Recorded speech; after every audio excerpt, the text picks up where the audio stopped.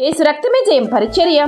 ప్రియ రక్షకుడైన యేసుక్రీస్తు నామమున ఈ ఉదయకాలమున మీ అందరికీ శుభములు కలుగునుగాక. సియోను కుమారి, ప్రసూతి స్త్రీ వలనే నీవు వేదన పడి ప్రసవించుము. నీవు పట్టణము విడిచి బయట వాసము చేతువు. బబులోను పురము వరకు నీవు వెళ్ళుదువు. అక్కడనే నీవు రక్షణ పొందుదువు. అక్కడనే యెహోవా నీ శత్రువుల చేతిలో నుండి నిన్ను విమోచించును అని దేవుడు సెలవిస్తున్నాడు.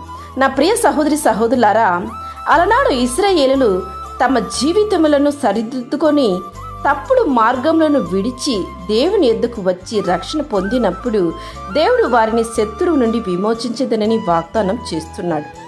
అంటే మనుష్యుల శత్రుత్వం నుండి, మరణం అనే శత్రుత్వం నుండి, లోకము మరియు శరీరం అనే శత్రు నుండి నేడు నిన్ను కూడా దేవుడు విమోచిస్తాడు.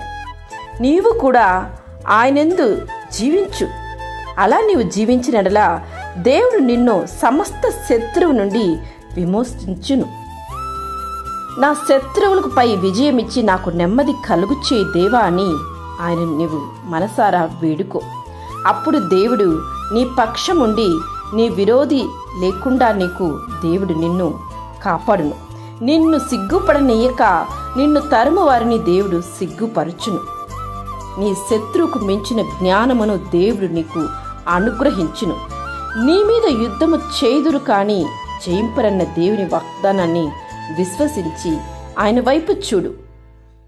నీవు బ్రతుకు దినములన్నీ ఏ శత్రువుని జోలికి రాకుండా దేవుడు తన రక్షణ కవచము ద్వారా నిన్ను కాపాడును.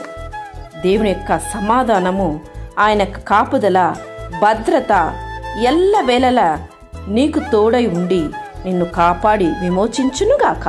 ఆమేన్. యేసు రక్తమే జయం పరిచర్యలో మీ సహోదరి. God bless you.